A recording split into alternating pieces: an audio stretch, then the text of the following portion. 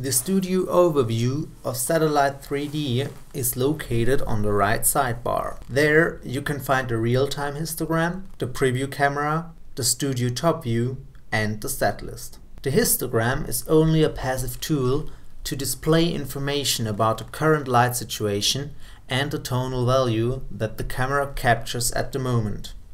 More information about what the histogram is and what it does are in our manual. The preview camera gives you full control about your shots while you're working on them in the studio. It shows you how the final picture will look like. In contrast, the main window shows you how your studio looks like. Depending on your lens, you can zoom over here and change the format from landscape to portrait and vice versa.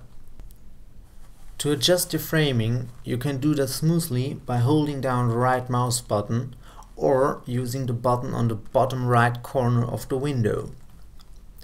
The preview window is also the place where you can choose your focal points. They allow you to focus on your object correctly. If you want to take a closer look, you can switch between the windows with this button over here. But you can use a shortcut by pressing the letter T on your keyboard.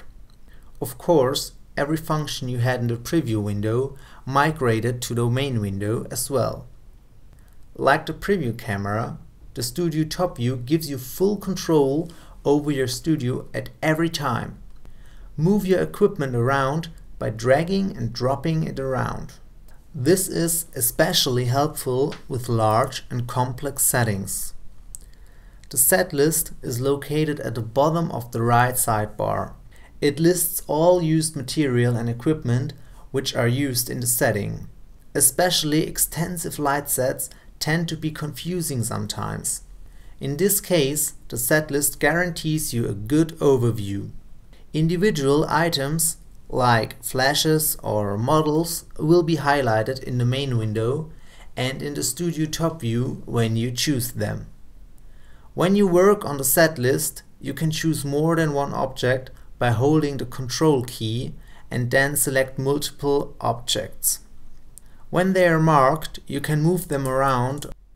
To even get a better organization out of the list, you can double-click on the name and change it individually. By pressing Enter, you leave the name field.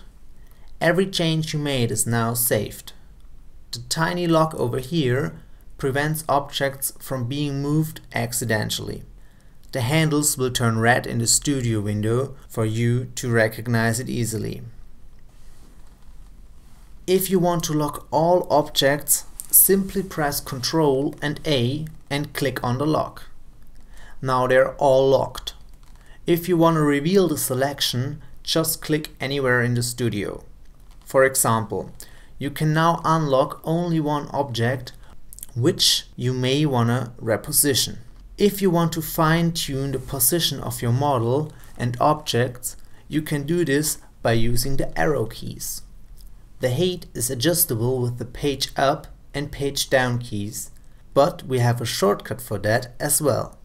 By holding the letter H down and moving the mouse up or down will give you the same effect. If you want more tricks, watch the video Tips and Tricks, compiled more of them.